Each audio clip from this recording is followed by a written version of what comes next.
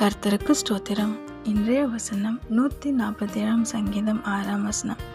கர்த்தர் சாந்த குணம் உள்ளவர்களை உயர்த்துகிறார். 147 சங்கீதம் 6 வசனம். கர்த்தர் சாந்த குணம் உள்ளவர்களை உயர்த்துகிறார். இந்த வசனம் ரொம்ப அழகாக இருக்குது. சாந்த குணம் உள்ளவர்களை கர்த்தர் உயர்த்துகிறாராம். நம்ம பொறுமையாக இருக்கும்போது, அன்பாக இருக்கும்போது, சாந்தமாக இருக்கும்போது கர்த்தர் நம்மளை உயர்த்துவார். சாந்தம் அப்படின்னா என்ன? ஒரு அமைதி, பொறுமை, அன்பு, இதெல்லாம் சேர்ந்து தான் சாந்த குணம் இல்லையா?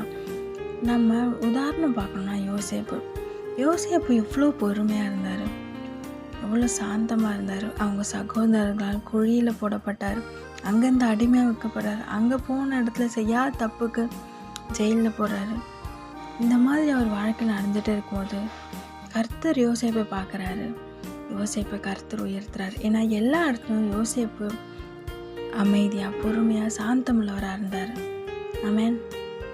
நீங்களும் நினைக்கிறீங்களா, நானும் எவ்வளோ பொறுமையாக போடுது என் ஆஃபீஸில், என் ஸ்கூலில் நான் எவ்வளோ பொறுமையாக போடுது, என் வீட்டு பக்கத்தில் நான் எவ்வளோ பொறுமையாக இருக்குது, எவ்வளோ சாந்தமாக இருக்கிறது.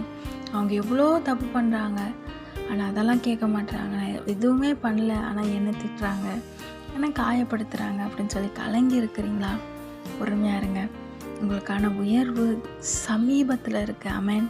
யோசேப்பை கர்த்தர் உயர்த்தினார். எப்படி தெரியுமா? அந்த தேசத்துக்கே அதிகாரியை கர்த்தர் வைத்தார். அதே மாதிரி கர்த்தர் உங்களையும் வைப்பார்.